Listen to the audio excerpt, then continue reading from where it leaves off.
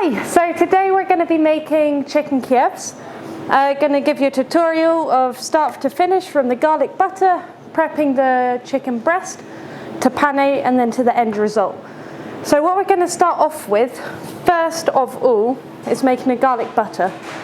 So basically for this, ideal you want your butter to be nice and room temperature, so it's super soft.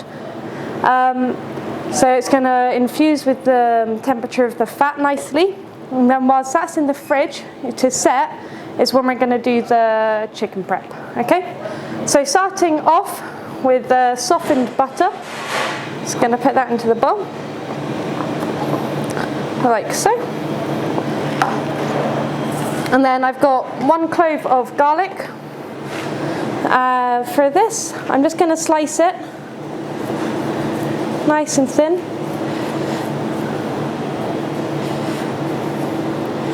And then after, I'm just going to keep going over it with my knife one more time.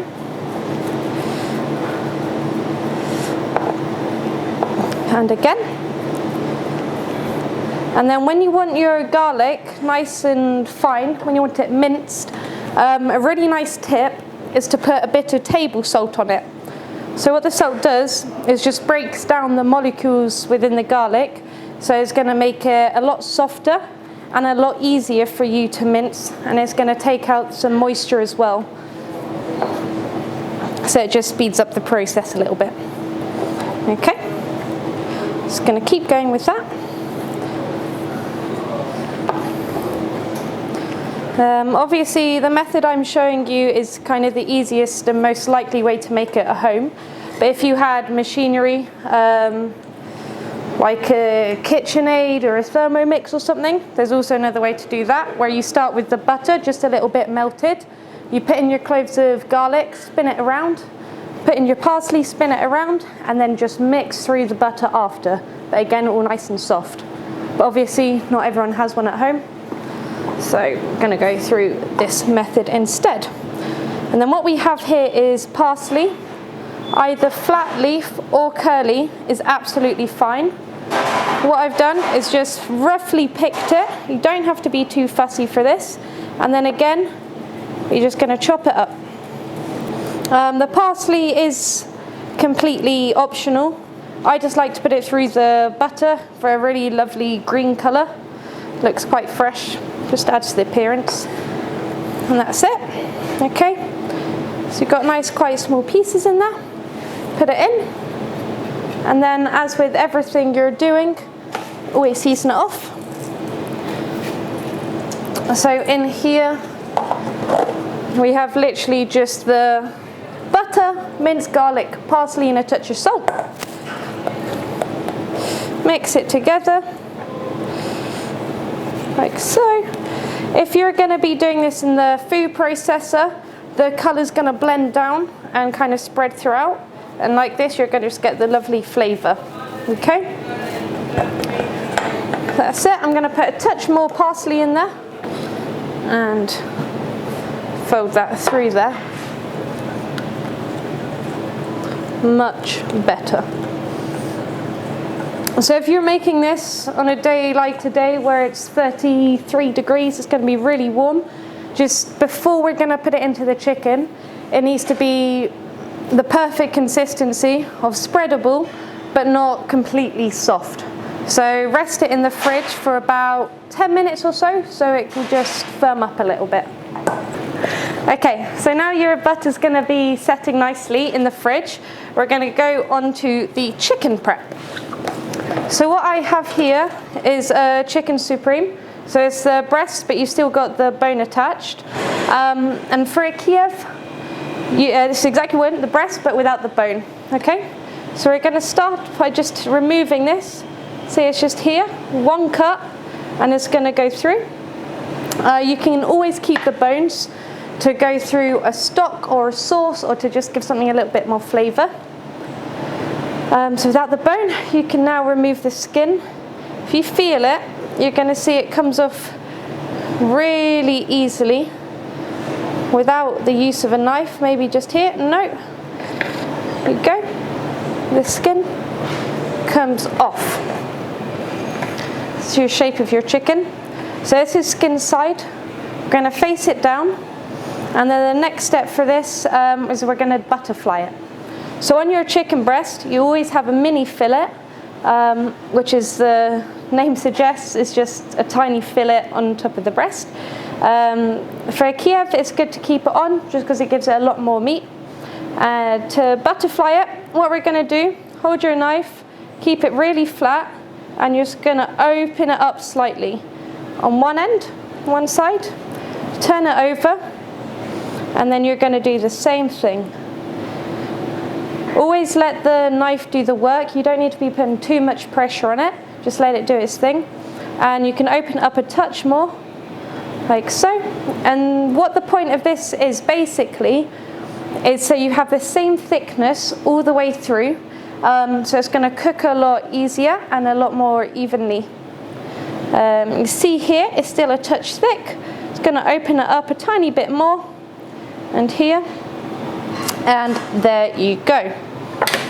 So first things first, I'm just going to season the inside of my chicken, because even when you're seasoning it at every stage, it's only going to be the outside. So when you start from the very base, you're going to just have the beautiful flavour all throughout.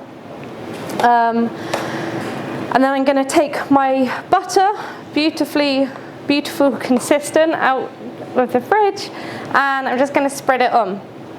Now don't be too shy with the butter. The more you put, the more moist, buttery, delicious it's going to be. Only important thing to consider when doing this is when we're sealing it back up, you need to make sure there's no butter exposed, because when you're frying it or cooking it, it's potentially going to come out. Okay, so like so is a really good amount.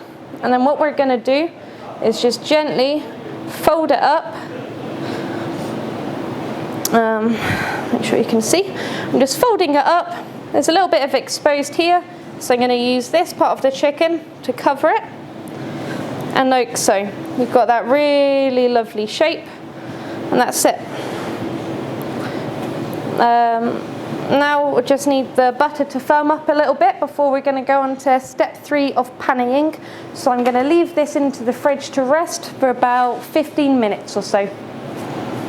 So the third step of making a chicken Kiev is going to be the Pani stage. So what Pani means is basically you're coating something in breadcrumbs. So if you're frying something, crunchy, is when it's going to be panied. Okay, so it's a very simple process. You start off with flour. Whatever flour is absolutely fine.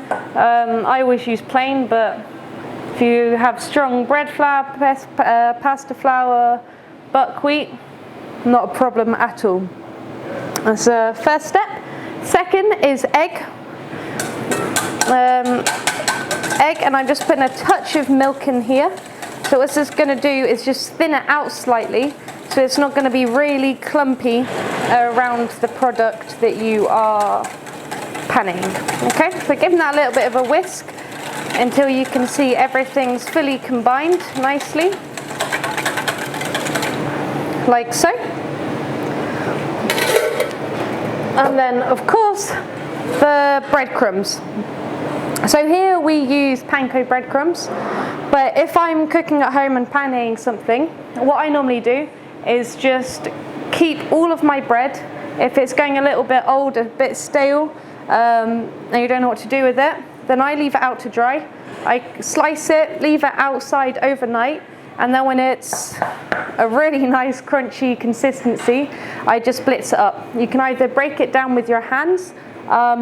I've even used like a coffee bean grinder to do it, but the point is just to have dried bread in really small crumbly pieces, so you can use whatever. So that is your mixture for Pani, and that's not just for chicken Kievs, it can be for absolutely anything at all. So what you do is you just follow this order. I'm taking my chicken, first of all coating it in the flour. It's really important that the entire product is completely coated in flour, okay? So the point of this stage is that it's going to help the egg stick to it. So if you don't put the flour, it's just going to be not as neat, not as completely covered. Okay, it's in there. Next, into the egg mixture. You can use your hands. I'm just using 2 spoons, so it's a little bit neater. And again, you have to make sure that it's completely covered with the egg, so you can't see any parts of flour in there. Drain it off, like so. And then I'm putting it into the panko, into the breadcrumbs. So the importance to make sure every part is covered is that the egg sticks to the flour and the panko sticks to the egg. So if there's one stage it's not followed, you're going to see it because there's going to be a big patch of chicken meat that you can see. So if you just have a look at that, you can see it's not perfect, but the majority is covered. So with things like this, especially when it's stuffed with the garlic butter, that when you're going to cook it, obviously the butter is going to melt, and to make absolute certain that the butter's not exploding all over the place, we do what is called a double pani. So you pani it twice. So first stage, you see, it's mostly there, but there's still a few blank spaces. So rather than doing the flour again, we're going straight back into the egg. Make sure it's covered. Even the breadcrumbs is absolutely perfect. Take it out, drain it off, and we're going back into the panko.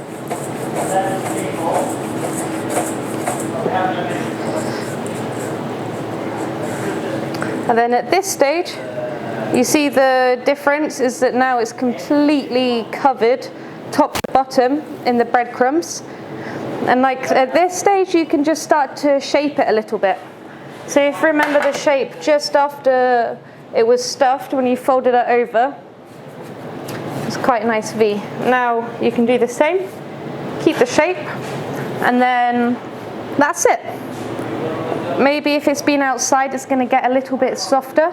And obviously this is raw meat, it's raw chicken, so it's very important that you're considering the temperature of this product, that you're keeping it below 5 degrees to make sure it's safe and not harboring any bacteria. So when you're doing something like this in summer, I just recommend you're keeping it in the fridge between each stage to keep it as safe as possible. So now I'm going to rest this in the fridge, and I'll show you the final dish that we use this for. So the chicken Kiev was in the fryer for approximately 4 or 5 minutes, as I said, just until it starts to go a beautiful golden colour. Because you're cooking it fresh and not from frozen, it's going to take a lot less time. Okay? So as soon as it's out from the fryer, I'm just putting it on some tissue, or you can use a J cloth just to make sure any excess oil is being absorbed. So first of all, season it. If you're seasoning when it's straight out of the fryer, the oil left on the skin is kind of going to absorb the salt a little better, so it's going to help it stick even more. So just sticking that onto my plate. And the way we are currently serving this dish is with grilled gherkins that we just finish in a very light pickle, a dill pickle with fresh dill oil and fresh dill on top. So it's a beautiful summer, slightly sweet dish, very fresh. And there you have it.